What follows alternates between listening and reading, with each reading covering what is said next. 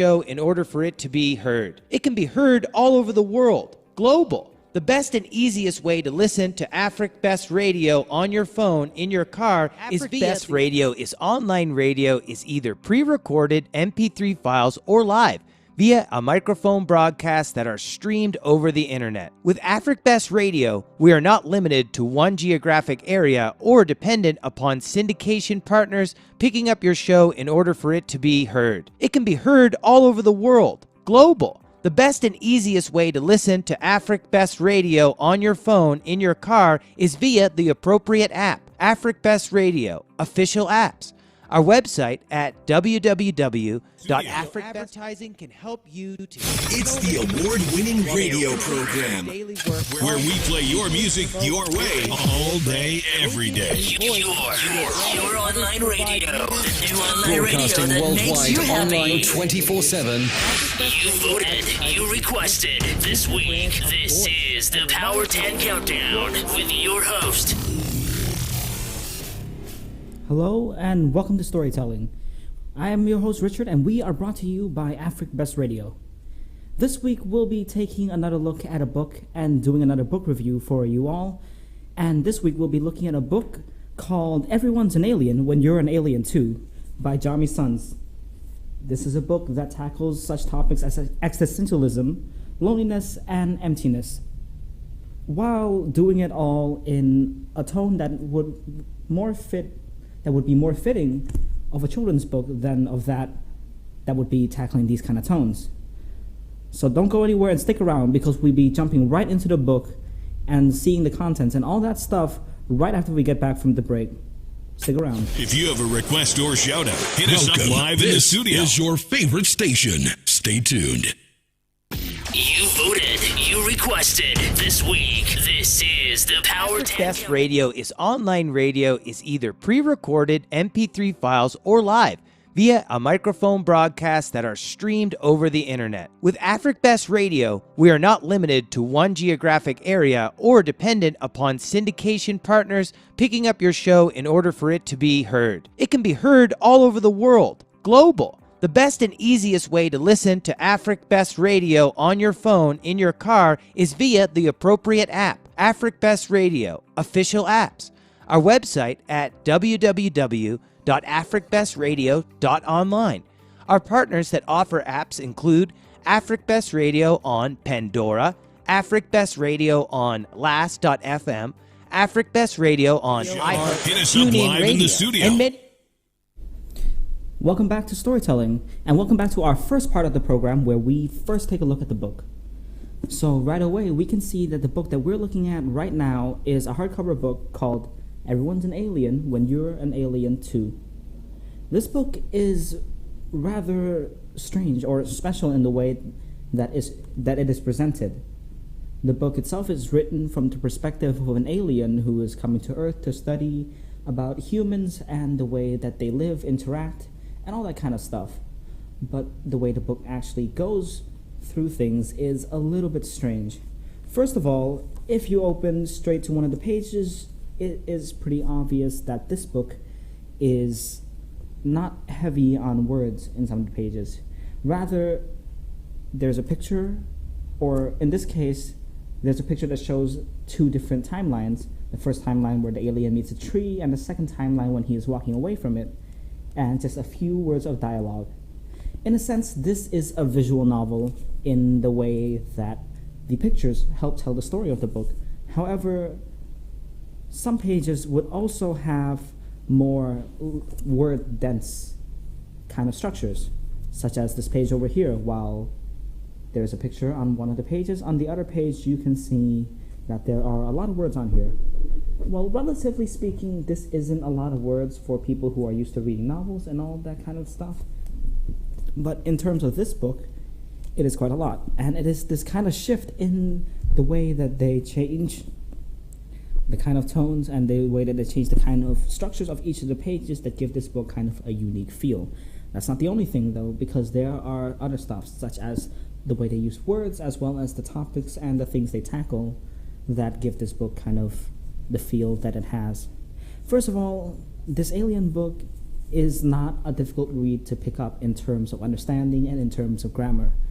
While they do tackle a few themes that might be a little bit more difficult to understand to those people who are not used to it, the way that they structure it is pretty simple. One of the characters in the book is an egg that is afraid because he does not know what he will become once he hatches. And the way that they express it is pretty simple by telling us these kind of things. There are about 20 to 40 characters in this book, all interacting with each other, all going around and going about their everyday lives, and this book is kind of a sneak peek into it. The alien, Johnny, who we see the perspective of, who we follow throughout the story, is only a passerby in the lives of all of these other characters in the books.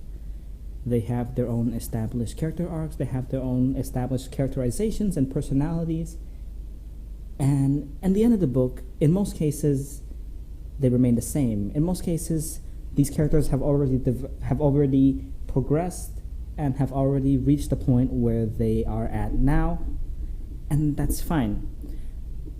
I would describe this book as sort of a slice of life book, in a sense that we are seeing a slice of the lives of these characters. We don't see everything, but we do see a slice. We see them go around their daily lives, we see them interacting, and we see them in different situations.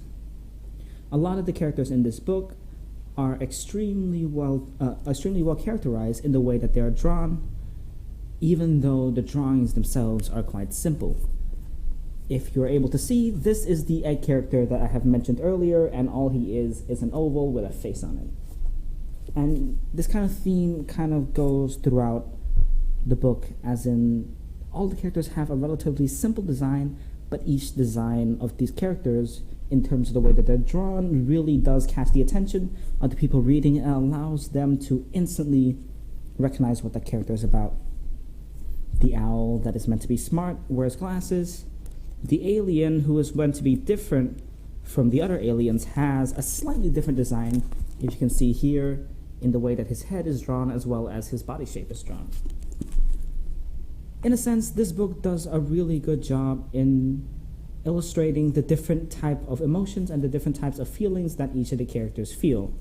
Like, for example, in this page where there is a dog just happy as can be, and the illustration perfectly shows that without using too many detail.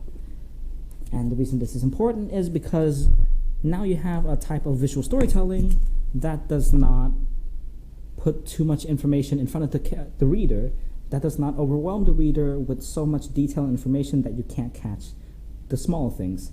In a sense, this is kind of the same type of style that this book goes through, which is all the things that it presents the reader is focused and concise. Everything it presents are the things that the readers are supposed to see, and the way that it presents it in such simplicity is, in a way, the thing that allows the reader to really grasp each of these things, even though there's not a lot of words explaining it. In a sense, they're not giving you a full description of everything. Instead, they're giving you just the necessary things that you would need to understand a deeper context into the story. The story itself, again, is quite simple. An alien visits Earth and tries to learn about human beings. Although, in the beginning of the book, the alien first meets a tree. And in this page, a page that I've shown you before, the alien asks the tree if he's an Earth creature, and the tree says yes. In this case, the alien says that he's met a human. Johnny, the alien, says he meets a human. And I think this is kind of a way that the book allows us to understand a little bit of the way that it's characterizing its characters. Spoiler alert, we do not meet any human throughout this whole book, and instead we meet animals, plants, and different type of Earth creatures, but no actual human beings. However, each of these Earth creatures have the characteristics and the personalization that might be seen in regular human beings and all that kind of stuff. And what this does is it allows the reader to kind of separate themselves from these kind of character traits, since these characters are not exactly human. However, these character traits of people, or these things that people are, these personalizations that people are still there. I'm unsure if the book is doing this on purpose, but by doing this, it gives us a way to look at these traits and to look at the different things that make a person, that makes a human, and look at it from an outside perspective, from a more subjective and more concise perspective. That's one thing that the book does really well in the way that it characterizes its characters, or in the idea that it characterizes its character. And you do get some really interesting characters. Like, in one of the scenes, you get to meet a character that is nothing, the absence of thing. And that is a character that plays quite a major role in one of the more later scenes, which I won't spoil for you because it is an absolutely amazing scene.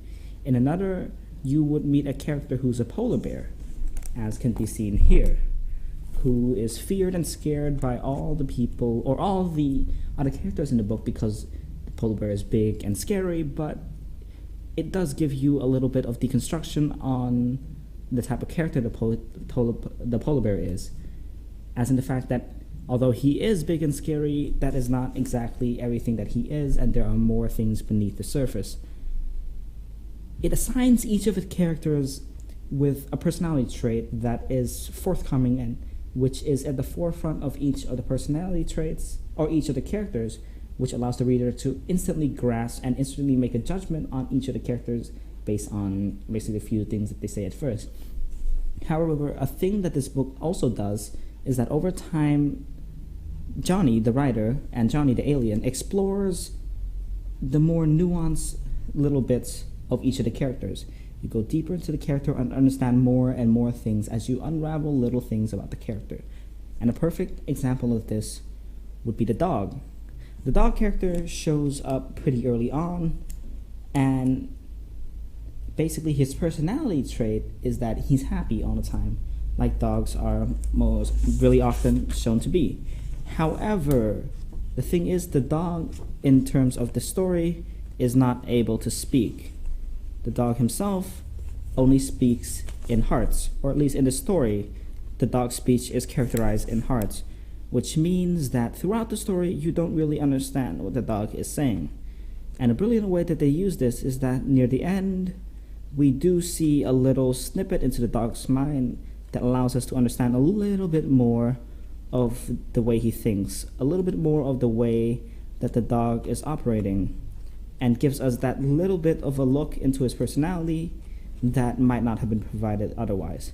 But the way that it's structured, having us see this personality way later into the story, allows us to understand that, or at least it allows us to make a judgment on the dog, that he's always happy, that he is content with his life without any problem in it. But then when you're given a deeper look, you get something like this. This is a later scene in the book where the dog is wagging his tail so hard because he is so happy that he's starting to float off the ground. And in this little piece, you're shown a thought bubble of the dog.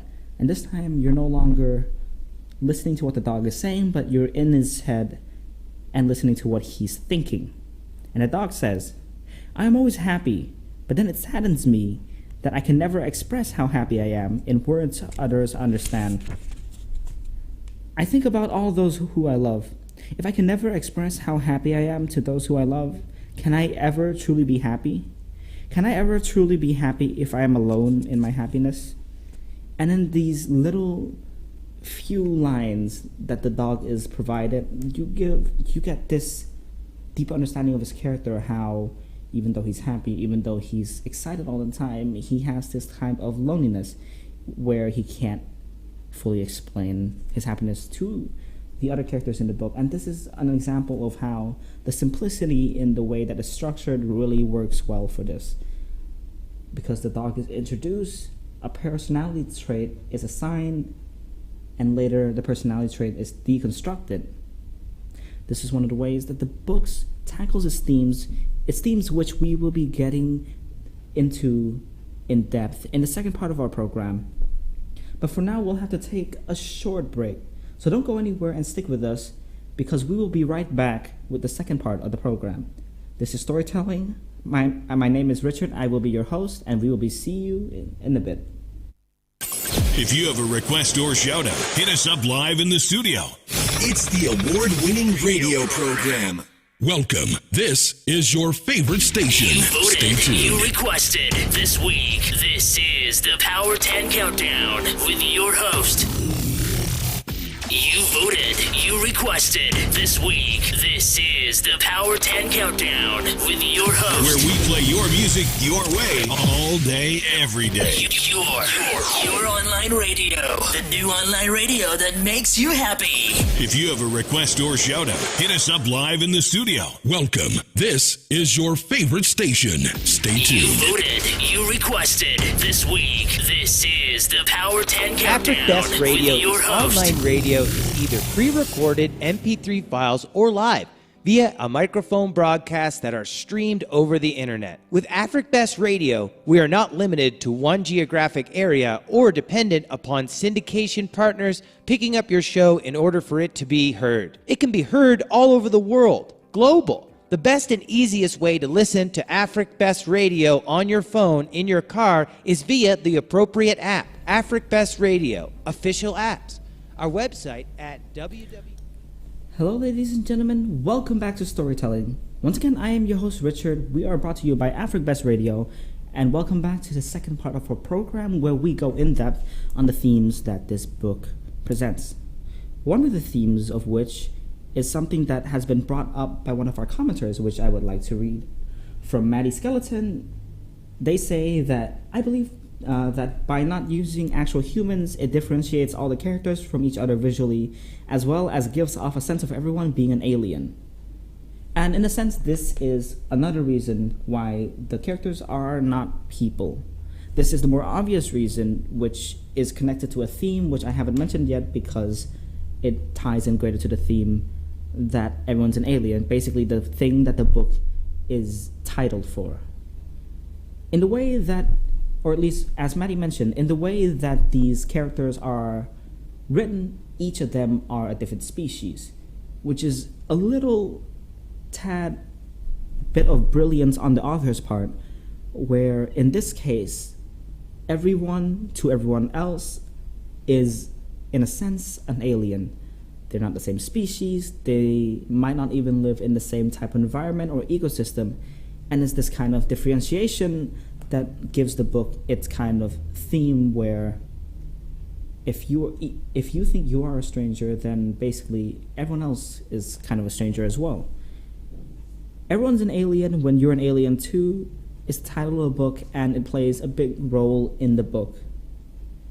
The phrase basically means that, or at least the way I interpret it meaning is that when you're an alien, or in this case, in the case of the book, it's an alien. In the case of trying to translate it into real life, it might just be a stranger in a strange place or somewhere that you're not fully familiar with. In this case, then to you, everyone else is an alien or a stranger as well. And in many cases, everyone else to each other is the same way. These characters, as I've mentioned before, have already went through their character progression. A lot of them have already discovered who they are, and some of them don't change by the end. But the thing that does change is the interactions and the connections made between them. At the start of the book, in most cases, everyone is an alien to each other.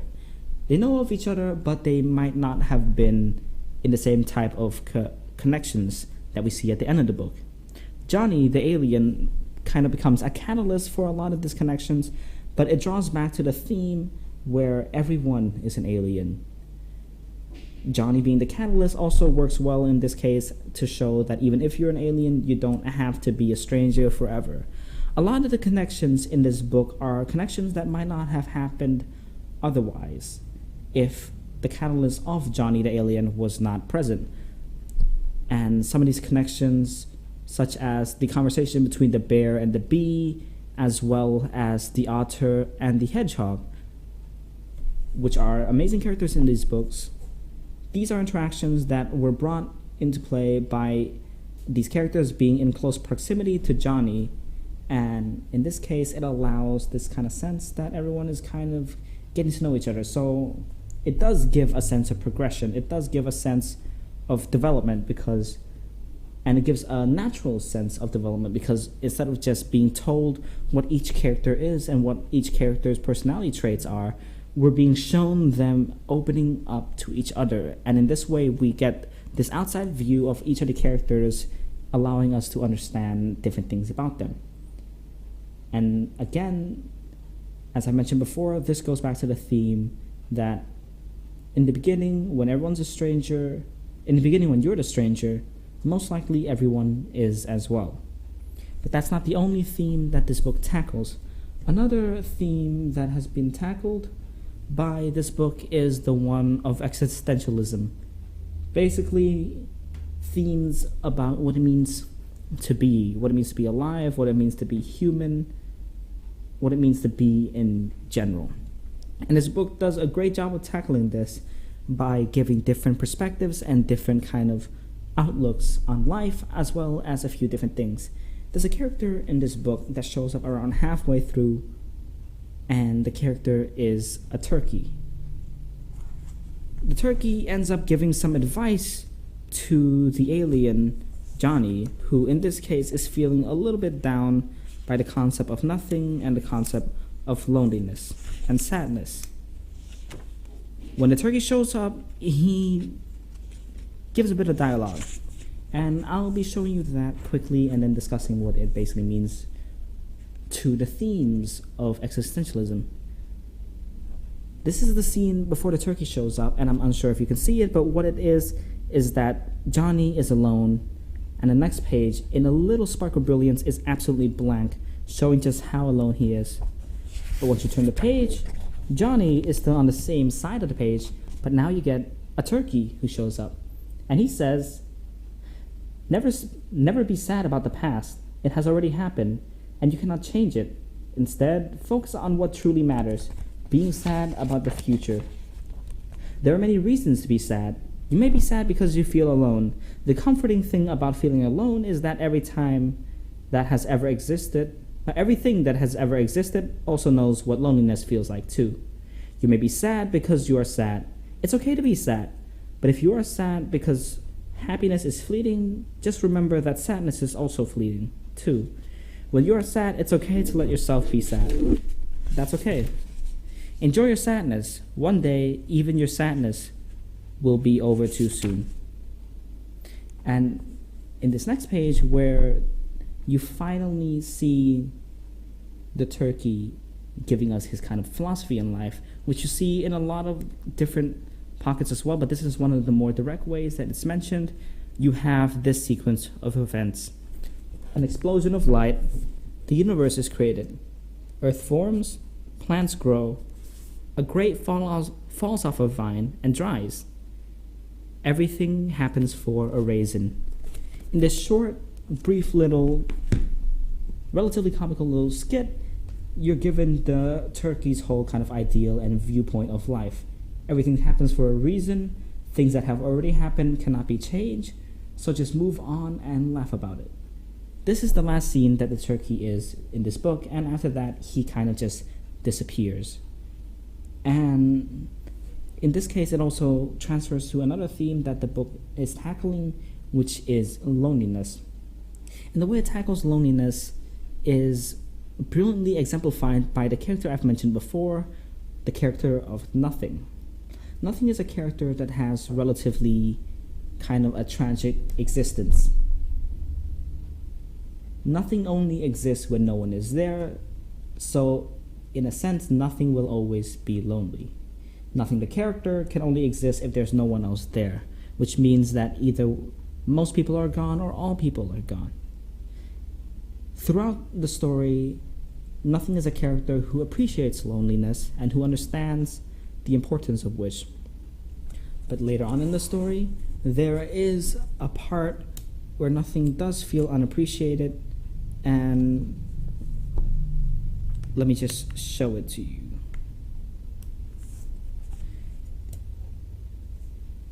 Nothing feels sad because of how lonely it is to be nothing, because of how alone it is to have no one there.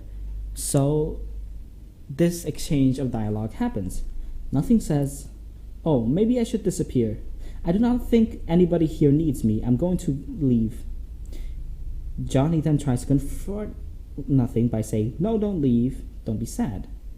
But Nothing continues to say that he is going to leave, and he does. And once that happens, in the absence of nothing, there is only everything. And in this little scene, everything gets smushed together and everything gets pressed together because of the absence of nothing.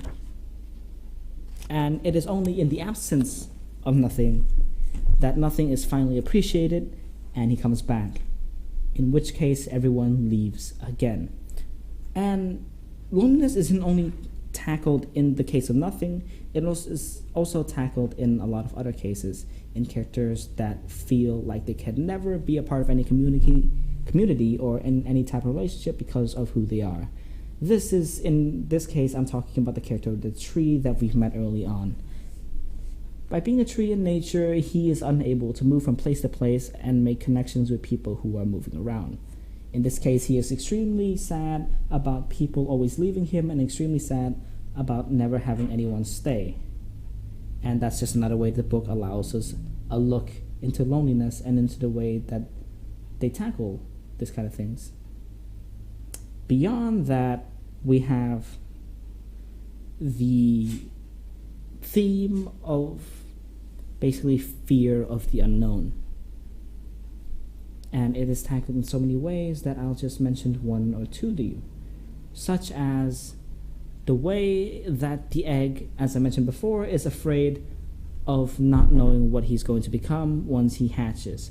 Another thing is the hedgehog character, who has a fear of...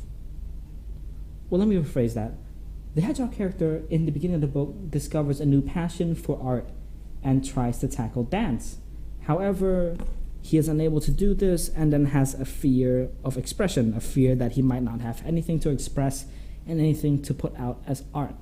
These things are tackled brilliantly, and as I've given a lot of story beats away already, I would rather not spoil these ones in specific to you guys. Apart from this, there are a lot of other themes that are being tackled. Again, there's such things as loss, there's such thing as basically regret and dissatisfaction with oneself. It's a lot of things that are shoved into these kind of little bite-sized pieces that allows the people who read it to just take it a little bit in at a time and understand the different things that it tackles. But let's leave the themes as they are for now and take a little break. When we come back, we'll be looking at the things that make this book great and the kind of people who might be able to enjoy this book. Basically, the recommendation stage of the program. So don't go anywhere and stick right with us, because we'll be right back with the last and final segment of the program. Afrik Best Radio is online radio is either pre-recorded MP3 files or live via a microphone broadcast that are streamed over the internet. With Afrik Best Radio, we are not limited to one geographic area or dependent upon syndication partners picking up your show in order for it to be heard. It can be heard all over the world, global. The best and easiest way to listen to Afrik Best Radio on your phone in your car is via the appropriate app, Afrik Best Radio, official apps. Our website at www.africbestradio.online. Our partners that offer apps include Afrik Best Radio on Pandora, Afrik Best Radio on Last.fm, Afrik Best Radio on iHeartRadio, Afrik Best Radio on LiveX Live, Afrik Best Radio on TuneIn Radio, and many more. Just type Afrik Best Radio on any browser or search engine online. How do we promote your business? Afrik Best Radio advertising can help you to get so many listeners while they are busy in their daily work can easily promote business or brand. They gives you voice to your brand. If you have a request or shout out, hit us up live in the studio. It's the award-winning radio program. Radio advertising is different. Where we play your music your way all day, every day. Those who hear your... Welcome back to the show. Welcome back to Storytelling. I'm your host, Richard, And this is the final part of the program where we are talking about the book Everyone's an Alien When You're an Alien Too by Johnny Sons. So let's get into a few things that make this book, in my opinion, a great read and a unique read for people and what type of people might enjoy this. The first thing that I'd like to mention is something that I've briefly touched upon, and that is the simplicity or the beauty and simplicity that this book showcases. In this case, it means that it doesn't use any complicated word and it doesn't use any complicated sentence structures and any of these type of things that might normally be used to give a book more depth. Instead, it uses simple sentences and relatively simple words, but the way they are combined and the way that are used in the context of the book, as well as in the context of each individual speech bubble and all that kind of thing, makes it extremely concise and extremely straight to the point.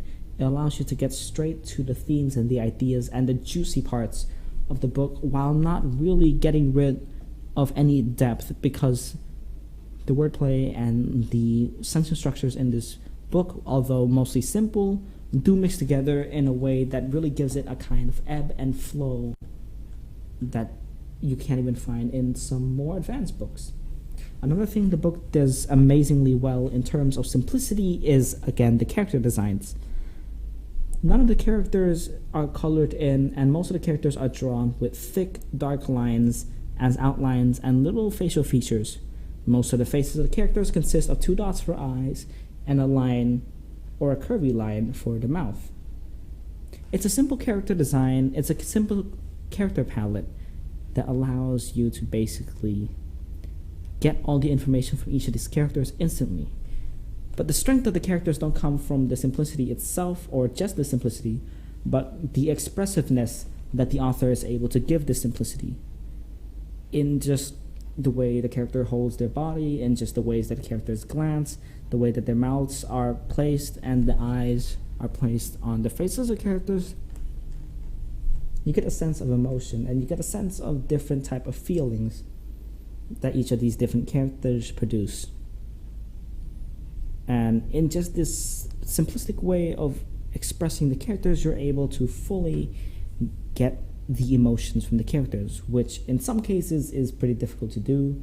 In some cases don't work with the pieces or with the things that you're putting them with, but in this case it absolutely does an amazing job of just sticking with the words that each of the characters are saying. Not only this, there are a few other great things about this book. One of the things is that the tone in which it is written and the tone in which it is presented is extremely heartwarming. It's a nice read and it makes you feel good about yourself and it makes you feel good about the world around you. What it basically means is that the way that the book is written allows you to get all these feel-good moments and these emotional moments. Some moments are sad, but they are dispersed in between happy moments, in between triumphant and exciting moments. And the way that these moments are put by each other and balanced really does give you kind of a roller coaster style ride through the book that will get you from the lowest lows to the highest highs in the matter of pages. And it does something that reflects the way that some people might feel in real life, having quick swings of moods and quick swings of emotions and all these kind of stuff that just makes the book and the feeling of the book all the more authentic to the people reading it. It's a fun book to read. It's a book that has a lot of what I call juice, a lot of things in the book that allows you to enjoy, basically a lot of things to enjoy about the book. In a sense, it has great characters, great wordplay and writing, and a lot of other things that allows you to basically get through the book and basically read the book over and over again.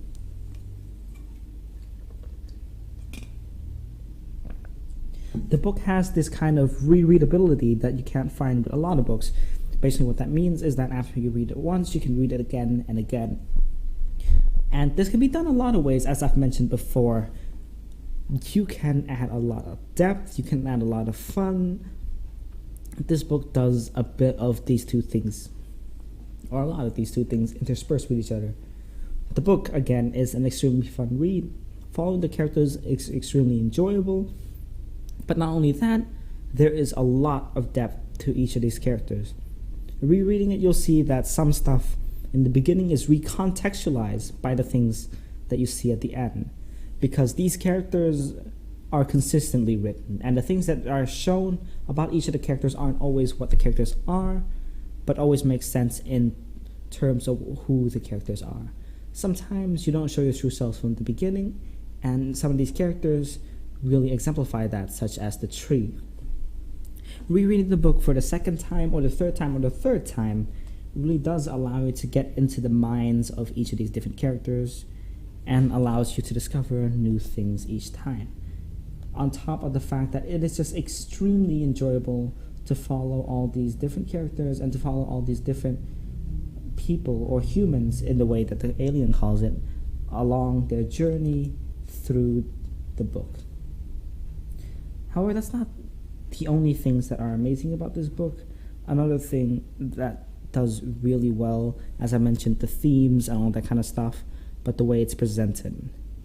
I'd say this book would be enjoyable if you're looking at the people who might be enjoying this book. I'd say that it might be enjoyable by a lot of people, most people actually. In terms of the people who would enjoy this book most, it would be the people who are able to enjoy visual novels in general. Most of this book is written in a visual novel kind of way. Not exactly comic book, but the pictures do play a big role in the story. You need to have the pictures and the context to make sense of some of the things, and it does allow you to dig up more depth and dig up more juices from this book if you're able to understand the different pictures and the different things from the pictures. But not only that, you have to be able to suspend your disbelief in a way that allows you to understand these kind of things. What that means is just to accept some of the things that happen, which is, again, something that most books do already. But I'd say the people who would enjoy this book most are people who enjoy just taking little things, little simple things, and just thinking about them, because that's what this book does really well. Again, this is another thinking piece that I'm reviewing because these are kind of my favorite type of things to read and experience in terms of media. But this is a great book to read, hand to someone else, have them read it and see the difference and discuss. That's not the only thing though. This book can get you quite invested in it, in people, in the journey of the different characters of the people in the book. And in that case, it could be read alone as well. In terms of ages, I do think that children will also be able to enjoy this book for the most part. The language isn't too difficult, and although the subject themes are extremely, or not extremely, but are sometimes not understandable by the children that might be reading this, there's a case to be made that this book does have other stuff other than just the deep themes that are great about it. The heartwarming nature of the book, the illustrations that are extremely adorable, the great story and the great characters will be enough to grip even youngsters, as long as they're able to understand the words and as long as they're able to understand what the author means in each of the parts. So in terms of people who might enjoy this book, I'd say most people would enjoy this book. But if this book is something that you think you might enjoy in terms of the themes or the characters, or if you just want to see some of the amazing wordplay and the amazing way that things are basically presented to the reader in different parts of the book, then this might be a book that you'd want to pick up. But other than that, that is basically all we have for today's program. Thank you for watching. Thank you for sticking with us for another program of storytelling.